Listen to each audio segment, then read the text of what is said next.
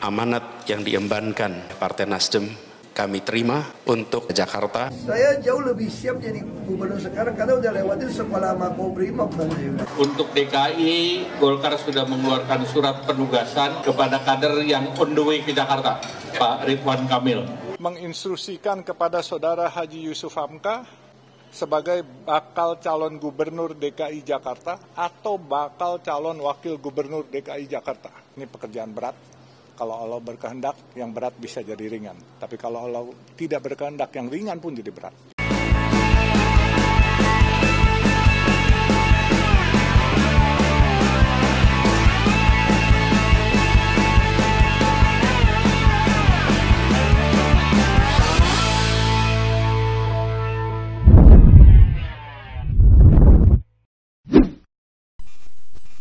Sahabat Super 1, jumpa lagi dengan kami di sini. Kali ini kita akan membahas tema tentang politik, di mana kita sama-sama sudah mendengar tentang Pilkada Jakarta ya. Ada beberapa nama-nama besar seperti ada nama Anies Baswedan, kemudian ada nama Ahok, kemudian ada juga nama Ridwan Kamil.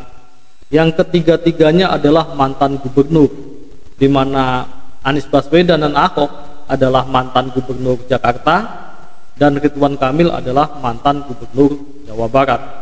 Tentu tiga nama ini adalah nama yang sangat familiar bagi masyarakat Indonesia, khususnya untuk masyarakat di Jakarta dan tentunya Jawa Barat. Ya, karena nama-nama mereka ini adalah nama-nama yang memang digadang-gadang akan maju di Pilkada Jakarta.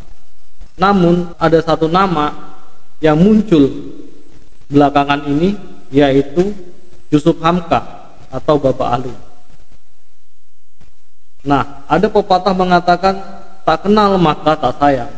Maka kali ini Super 1 akan mencoba menggali lebih dalam lagi siapa sebenarnya Yusuf Hamka atau Bapak Alun ini, sehingga nama yang terakhir ini juga layak diperhitungkan di Pilkada Jakarta. Mungkin masih banyak masyarakat Jakarta khususnya yang masih meragukan kemampuan dari seorang Bapak Alun ini. Untuk itu kita akan mencoba melihat seberapa besar keyakinan dari Bapak Alun ini untuk maju di Pilkada Jakarta melalui sebuah wawancara singkat di salah satu televisi swasta ya. Mari kita coba saksikan petikan dari wawancara berikut ini. Tadi sudah sempat sebelumnya kita bahas mengenai sejumlah nama yang masuk ke bursa Pilkada Jakarta. Ada nama Anies Baswedan, Ahok, kemudian katanya juga mungkin ada nama Ridwan Kamil. Kalau dilihat dari sejumlah nama yang bermunculan saat ini, Babah ngelihatnya gimana nama-nama tersebut? Tuh, bagus-bagus. Anak bangsa yang luar biasa. Kita lihat Pak Anies, Pak Ridwan Kamil, Pak Ahok. Kita nggak usah ragukan integritasnya. Saingan terberatnya berarti siapa dong, Mbak? Buat saya? Ya maaf, saya bukannya sombong. Kalau buat saya, kalau sudah turun, saya nggak pernah ada pesaing yang saya khawatirkan. Ini maaf, bukan sombong, maaf. Tapi kalau sudah mau bertarung, ya harus menang gitu. Jadi strategi apa yang mungkin yang sudah terfikirkan, pemetaan seperti apa yang sudah mungkin terfikirkan oleh Mbak Alun, kalau merasa saya turun, saya yakin saya pasti menang? Ya kalau sudah turun, harus meyakini. Kalau ragu-ragu, jangan turun. Buat saya kan saya anak kampung, Mbak. Anak kampung kalau udah dilepas di gelanggang, pasti tarung. Kalau nggak mau tarung, ya di pinggir gelanggang aja. Ya, kita harus yakini bahwa ini kita menang untuk kebaikan. Bukan untuk cari kuasa, untuk berbuat yang tidak baik. Tapi kalau untuk kebaikan, insya Allah, rakyat percaya, Tuhan ridho, kun fayakun, jadi. Lalu bagaimana dengan pandangan dari Yusuf Hamka ini terhadap masalah klasik dari Jakarta, yaitu tentang kemacetan? Bagaimana dia mempunyai solusi terhadap kemacetan yang ada di Jakarta ini? Mari kita lihat bagaimana pandangan beliau untuk mengatasi kemacetan di Jakarta. Kira-kira mengurai jalan di Jakarta bagaimana? Saya ceritakan, mengurai jalan Jakarta ya harus berani, saya bilang. Kita harus banyak memproduksi jalan, bikin jalan-jalan baru, jangan hanya mobilnya kita produksi, tapi jalannya kurang. Gimana caranya? Ya bikin, dari utara ke selatan, dari mana? Glodok sampai Blok M kalau perlu, bikin jalan arteri di atas. Kalau perlu dibuat jalan tol, yang punya jalan tolnya adalah BUMD. Jadi orang-orang kaya liwat di jalan tol yang bayar. Orang yang nggak punya ya di bawah, atau pengusaha yang ekonominya nggak kaya ya di atas gitu. Apa yang di bawah, tapi yang kaya di atas, kita bagi aja udah gitu. Oke, berarti itu adalah salah satu rencana ya nanti untuk mengatasi kemacetan Jakarta. Iya, yang berbayar untuk orang kaya, yang gratis untuk rakyat, kan gitu. Baik. Nanti pajak mobil yang orang kaya kita tingkatkan, yang di bawah berapa cc kita malah subsidi kalau perlu, kita ringankan supaya keluarga kan juga bisa menikmati. Iya. Oh gitu ya. Ya, jadi kita bisa lihat di situ ya. Ini bedanya orang kalau sudah praktek ya, sama yang cuman teori saja. Kenapa saya katakan begitu? Jadi Jusuf Hamka ini bukan cuman omon-omon, dia ini adalah seorang juragan tol. Ya, seorang juragan tol dan sudah mengerjakan. Di sini bedanya orang yang sudah melakukan dan yang belum ya. Kalau Jusuf Hamka untuk masalah infrastruktur, untuk masalah kemacetan, saya kira dia memberikan solusi yang sangat luar biasa ya, sangat super kalau kita bilang di sini ya. Jadi berdasarkan data yang kami peroleh di sini, ada 7 ruas tol yang sudah dibangun oleh Jusuf Hamka. Yang pertama, Tol Waru. Panjang tolnya 12,8 km. Kemudian yang kedua Tol Pelabuhan, panjangnya 13,9 km. Kemudian yang ketiga Tol Cilenyi, panjangnya 60,3 km.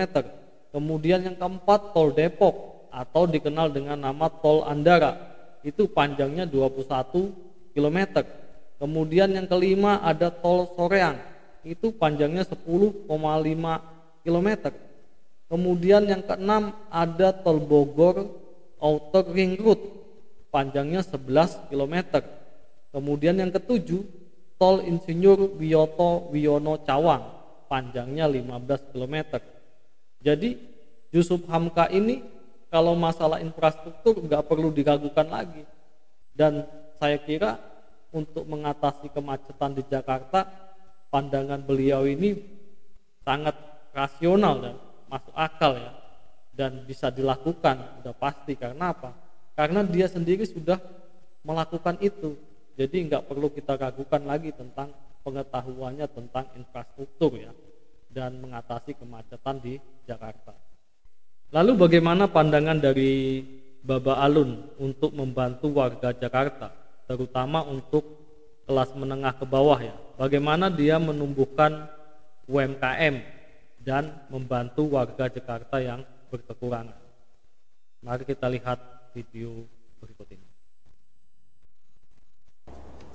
Selama ini saya kan dikenal sebagai juragan nasi kuning untuk kaum duafa, terutama ojol-ojol tuh suka makan di tempat saya. Dia bilang, tolong perbanyak nasi kuning, bantu rakyat supaya rakyat bisa ringan dan tidak kelaparan. Saya bilang, insya Allah Pak, program kamu apa? Kalau bisa mulai dari seluruh kecamatan ada warung nasi kuning Baba Alun. Nanti kalau ternyata kurang, di seluruh kelurahan ada warung nasi kuning Baba Alun. Di situ kita jual cuma 3.000. Tapi kita beli dari UMKM setempat dengan harga 10.000. Kita nggak boleh masak atau kita catering, nggak boleh. Kita bagi UMKM setempat. Di kantor kelurahan situ sekitar ada 5 warung. Kita gilir. Senin warung A, warung pertama. Selasa warung kedua. Kita gilir aja, bagi-bagi rezekinya. Ya kan, karena buat saya kalau kita memberikan makanan yang dari luar, warung UMKM-nya nggak kedapetan, tapi kaum duafanya yang dapat. Saya mau dua-duanya dapat. UMKM-nya kita bantu supaya dia juga makmur, Terus warga-warganya juga supaya sejahtera bisa makan yang murah gitu. Gitu. Oke. Setuju, Bapak Alun, setuju sekali ya. Berikut adalah sisi lain dari seorang Yusuf Hamka atau Bapak Alun ini ya. Nah, tadinya saya mau bikin 1000 masjid. Tetapi ketemu sesepuh kita Pak Sofyan Jalil, Menteri ATR BPN. Dia bilang, Yusuf, saya guru agama, saya orang Aceh, saya pernah jadi marbot. Tolong dengar nasihat saya. Nggak usah banyak-banyak bikin masjid. Masjid sudah kebanyakan, jamaahnya yang kurang banyak. Dia bilang gitu. Nanti nggak kepake mubazir. Saya bilang, iya Pak Sofyan, saya bilang, Pak Menteri, boleh nggak saya bikin 10 atau 20? Oh ya boleh. Yang lainnya kebajikan aja lu bikin. Lu bikin jembatan, lu bikinin saluran air, lu renovasi masjid-masjid yang lain-lain orang-orang. Gitu. Apa yang lu mau deh. Lu bikin jalan tol ini juga kebajikan katanya, dia bilang gitu. Oh iya deh. Nah, saya terus sama tim saya, sama anak-anak saya bilang, ayo kita pikirkan kebajikan. Nah, kita kebajikan setelah itu. Tapi masjid saya bilang, targetnya harus 10 dulu nih. Oke ya. Jadi perlu diketahui bahwa Yusuf Hamka ini pernah dikenal sebagai seorang yang punya mimpi, mempunyai keinginan untuk membangun 1000 masjid. Namun kemudian atas saran dari Sofyan Jalil, ini orang Aceh nih ya, Sofyan Jalil, mantan Menteri Agraria dan Tata Ruang Kepala Badan Pertanahan Nasional era Joko Widodo, niat itu kemudian diubah menjadi 1000 kebaikan. Jadi di sini kita bisa melihat ternyata seorang Yusuf Hamka itu juga mau mendengar nasihat, mau mendengar saran. Jadi dia kalau menjadi pemimpin, dia itu mau mendengar masukan juga dari orang-orang yang dianggapnya masukannya itu baik. Dan apa yang dikatakan oleh Sofyan Jalil itu dianggapnya baik, sehingga itu diterima dan menjadi masukannya. Kemudian dia tetap melakukan, tetap membangun masjid itu, namun tidak 1000 masjid ya, tapi dia tetap berusaha membangun masjid itu dan ditambah dengan kebaikan-kebaikan, kebajikan-kebajikan seperti yang dikatakan tadi ya.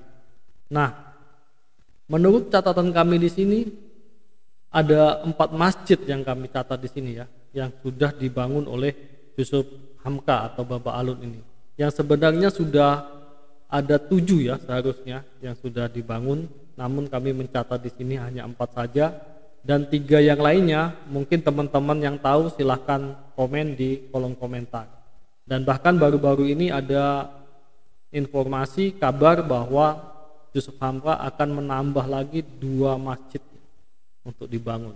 Jadi totalnya nanti akan 9. Nah, yang kami catat di sini ada yang pertama di Papanggu, yaitu di kolong tol layang Tanjung Priuk Jakarta Utara. Itu adalah Masjid Bapak Alun. Kemudian yang kedua tempatnya di Ancol, di kolong tol Insinyur Wiyoto Jalan Pasir Putih Ancol Pandemangan Jakarta Utara. Kemudian yang ketiga tempatnya di Desari, pinggir tol Depok Antasari atau tol Desari. Kemudian yang keempat itu di Sentul, di samping utara gerbang tol Sentul Barat Bogor ya. Dan yang 3 lainnya silahkan teman-teman yang tahu silahkan komen di kolom komentar kita untuk menambah pengetahuan kita. Baiklah sahabat Super 1, demikianlah yang bisa kami sampaikan profil singkat dari seorang Yusuf Hamka. Namun sekali lagi kami mau sampaikan bahwa situasi ini masih sangat dinamis, karena untuk mengusung calon kepala daerah itu ada peraturannya, di mana partai pengusung atau gabungan partai pengusung itu harus mencapai 20% dari kursi DPRD minimal, atau 25% akumulasi suara sah. Sehingga kalau menurut data perolehan kursi di DPRD Jakarta 2024 itu belum ada satupun partai yang bisa mengusung sendiri ya. Begitupun dengan Partai Golkar yang masih mempunyai 10 kursi. Artinya apa? Artinya dia harus berkoalisi dengan partai lain untuk bisa mengusung calon gubernur atau calon wakil gubernur di Jakarta. Ya, sebagaimana kita ketahui bahwa total seluruh kursi DPRD di Jakarta itu ada 106 kursi. Jadi artinya apa? 20%-nya dari 106 itu harus dimiliki partai pengusung dari calon gubernur atau calon wakil gubernur dari Jakarta. Ya, demikian yang bisa kami sampaikan. Salam sehat, salam Super 1. Yuk kita sama-sama, kita rukun bergandengan tangan membangun negeri tercinta. Pasti kita bisa, ya. Jangan pernah ragu, ya. Saya Tionghoa, saya cinta Indonesia dan saya nggak pernah punya dua tanah air. I love Indonesia, saya hidup dari Indonesia, saya besar di Indonesia, saya akan mati sebagai orang Indonesia. Hidup Indonesia.